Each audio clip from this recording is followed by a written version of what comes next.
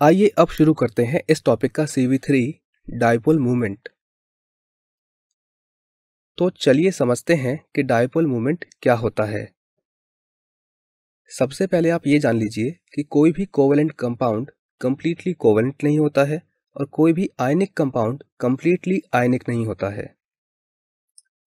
ये तो हम ऑलरेडी पढ़ चुके हैं कि जो कोवेलेंट बॉन्ड होते हैं वो इलेक्ट्रॉन्स के शेयरिंग से बनते हैं, जबकि आयनिक बॉन्ड्स इलेक्ट्रॉन्स के ट्रांसफर से बनते हैं।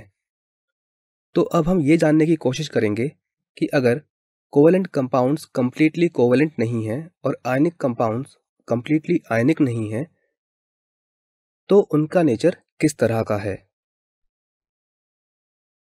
तो यहाँ पर हम सबसे पहले बात करेंगे पोलैरिटी ऑफ बॉन्ड्स की। अगर हम बॉन्ड्स को पोलैरिटी के आधार पर डिवाइड करना चाहें तो सबसे पहले होते हैं नॉन पोलर कोवेलेंट बॉन्ड्स और दूसरे होते हैं पोलर कोवेलेंट बॉन्ड्स। तो चलिए वन बाय वन एक्सप्लेन करते हैं कि नॉन पोलर कोवेलेंट बॉन्ड्स और पोलर कोवेलेंट बॉन्ड्स क्या होते हैं। तो शुरुआत करते हैं नॉन पोलर कोवेलेंट मॉलिक्यूल से। यहाँ पर हमने 4 एटम्स लिए हैं, जिसमें से 2 एटम्स A हैं और 2 एटम्स B हैं, और उनके आउटर इलेक्ट्रॉन्स को भी हमने यहाँ पर शो किया है।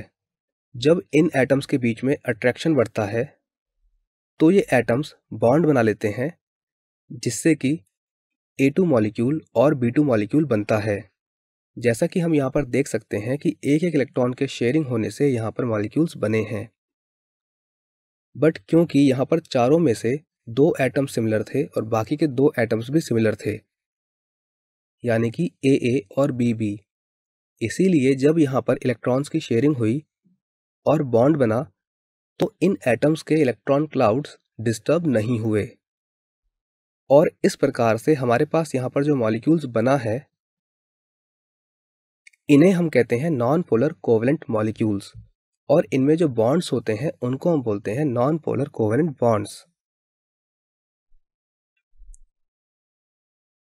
आप यहाँ पर कुछ नॉन पोलर कोवेलेंट मॉलिक्यूल्स के एग्जांपल्स देख सकते हैं, जो कि मोस्टली सिमिलर एटम्स के बीच में ही बनते हैं, जैसे कि H2, F2, Cl2, O2 and N2। आइए अब बात करते हैं पोलर कोवेलेंट मॉलिक्यूल्स की। यहाँ पर हमने 2 डिफरेंट एटम्स लिए हैं A और B, और इन दोनों के ही बीच में एक एक इलेक्ट्रॉन की शेयरिंग से एक सिंगल बॉन्ड बना है। अगर हम ये एज्यूम करें कि यहाँ पर जो एटम A है वो लेस इलेक्ट्रोनेगेटिव है, यानी कि A की जो इलेक्ट्रॉन खींचने की टेंडेंसी है वो कम है, और जो एटम B है वो मोर इलेक्ट्रोनेगेटिव है, यानी कि B की जो इलेक्ट्रॉन खींचने की टेंडेंसी है वो बहुत ज़्यादा है, और इसीलिए B A के शेयर्ड इलेक्ट्रॉन को अपनी ओर खींच लेता है। तो हम यहाँ पर देख सकते हैं कि जो शेयरिंग के इलेक्ट्रॉन्स थे उनको B ने अपनी तरफ खींच लिया, जिसकी वजह से A पर पार्शियल पॉजिटिव चार्ज आता है और B पर पार्शियल नेगेटिव चार्ज जनरेट हो जाता है। इसी चीज़ को हम पोलैरिटी कहते हैं, यानी कि 2 डिफरेंट पोल्स।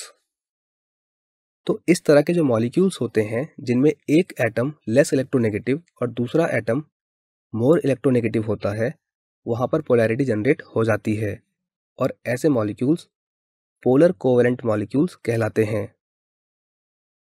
चलिए अब पोलर कोवेलेंट मॉलिक्यूल्स के कुछ एग्जांपल्स देख लेते हैं।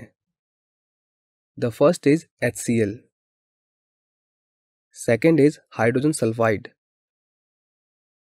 Third is water, and the fourth is nitrogen trifluoride, यानी कि NF3।